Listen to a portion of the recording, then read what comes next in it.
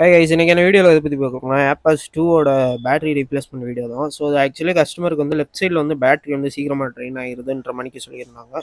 So அதனால் இந்த battery மட்டும் லெஃப்ட் சைடில் உள்ளதை மட்டும் ரீப்ளேஸ் பண்ண போகிறோம். ஸோ அதோட ஃபுல் வீடியோ தான் இந்த வீடியோ. ஸோ மறக்காமல் ஃபுல்லாக செக் பண்ணி பாருங்கள். வீடியோ பிடிச்சிருந்தா லைக் அண்ட் ஷேர் சப்ஸ்கிரைப் பண்ணி ஃபாலோ பண்ணி வச்சுக்கோங்க. Tata bye by.